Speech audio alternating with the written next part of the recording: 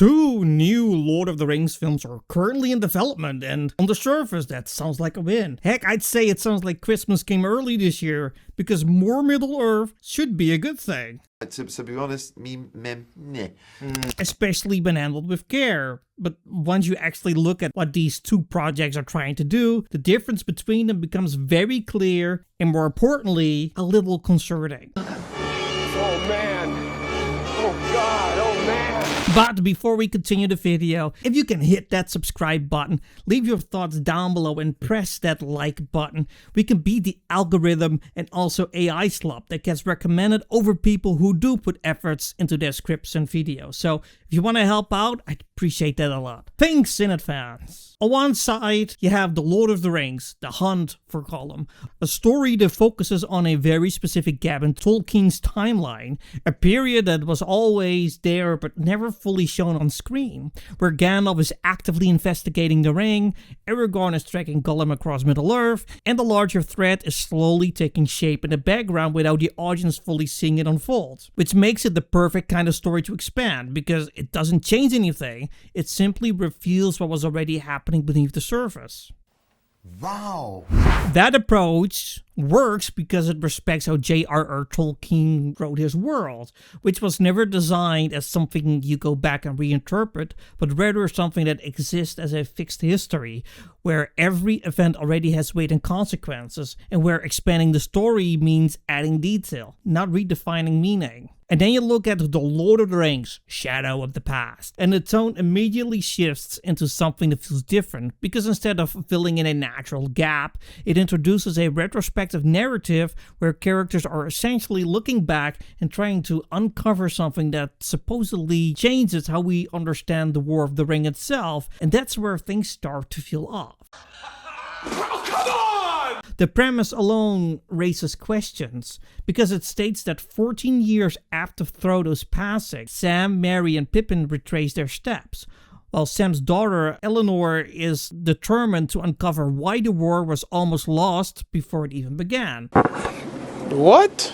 And that idea, while it might sound intriguing on paper, doesn't really align with how Tolkien structured his world, because there was never this hidden layer of uncertainty about whether the war was secretly on the brink of failure in some undiscovered way. It was already written as a series of events driven by fate, sacrifice, and consequence, not by some missing piece waiting to be uncovered years later. But what does that have to do with anything? No.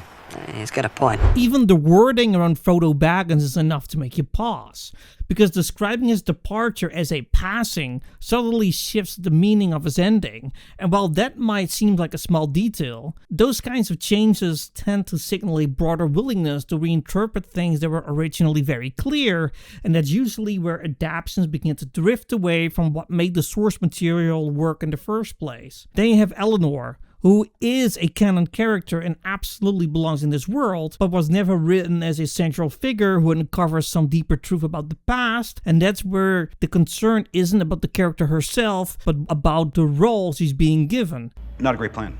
Because if she becomes the one who refrains the entire conflict, then the story stops being an extension of Tolkien's work and starts becoming a reinterpretation of it. Now, to be fair, this project isn't handled by people who are completely disconnected from the material, because Stephen Colbert is a well-known Tolkien enthusiast who has openly talked about wanting to explore a specific gap in the story, and he's working alongside people like Philippa Boyens, who understands the tone of the original films. So this isn't a situation where the source material is being handed off to someone who doesn't care about it. Looking at you, Amazon. Emotional, damn it! But at the same time, being a fan of something doesn't automatically translate into being able to expand it in a way that feels authentic. And that's really the core of the issue here, because Middle-earth doesn't operate like a modern mystery box where new revelations redefine what came before. It operates like a completed history where the power comes from how everything connects within a larger, already established narrative. And once you start introducing ideas that suggest there was something fundamentally misunderstood about those events, you risk undermining the very structure that made the story timeless in the first place. This is why one of these projects feels grounded grounded and the other feels uncertain,